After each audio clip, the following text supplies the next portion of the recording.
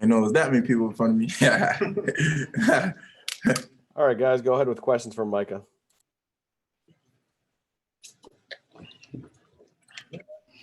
Micah, you were kind of the steadying, pacing presence throughout the whole game, but especially during that stretch in the second half. Did you feel like you had to step up, or did it all kind of come in the flow of the game for you?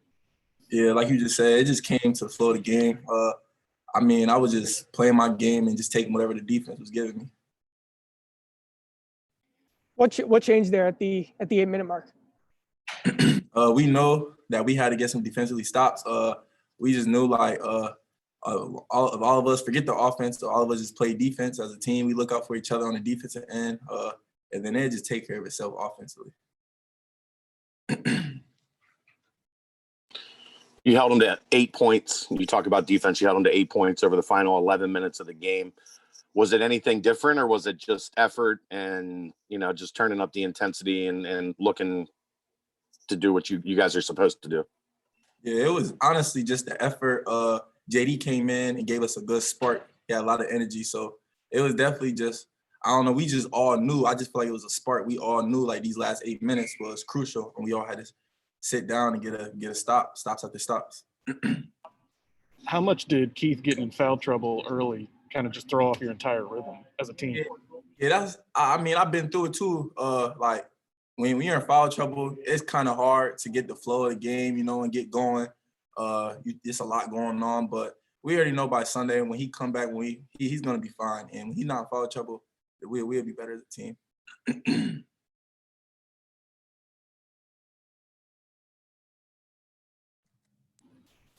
You had a handful of big buckets, big moments. Did any of them stand out to you and feel like they were maybe bigger, more important moments in the game?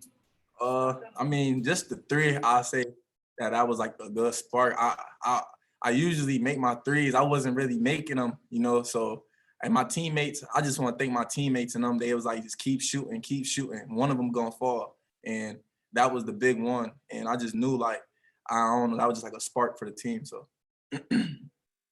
The partnership with you and David in the backcourt, what you were expecting, is it as good as you were expecting it to be?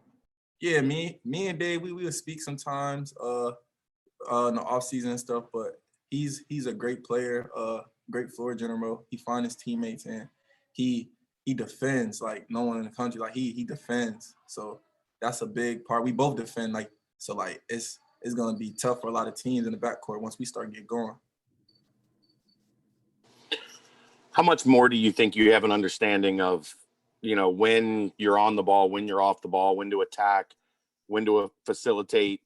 Now that you're in your second year, do you think you have a better understanding now of going back and forth between both spots, the 1 and the 2?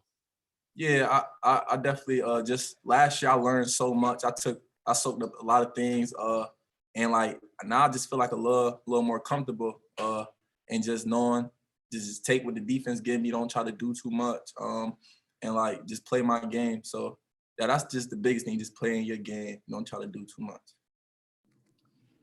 Rap just told us that when JD goes up for a dunk, it's like he's going to commit a crime on the rim. How do you feel about that description? JD, he dunk with authority, man. He gonna let it be known, but nah, yeah, he does it all the time in practice. He got bounce. He could take off. There's a lot of players on the team that got bounce that could take off that y'all haven't seen yet. Y'all gonna see it though throughout the season. Sure.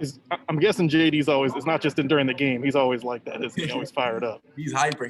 That's just him. That's just his personality. That's JD for you. Like, he always got a smile on his face. He bringing energy to the team. He's from Cincinnati. He bleeds it. You feel me? So he loved this. He loved the whole program, everything. How much does a team need a guy like that? A guy that is always providing energy and is always, giving guys a spark and keeping guys up? Yeah, just bringing that energy, it rubs off on everyone else that's around you. So having a player like that, that's from the hometown. He's from Cincinnati, born and raised. He loved everything about Cincinnati. Like, it means a lot. And I appreciate him just being here. Like, he helped out like a lot of freshmen, he did like the tours and stuff with them. And like a lot of even like players that came here, I heard Tari say like, I came because of you. So like, he's just that type of player, that player and person off the court. So.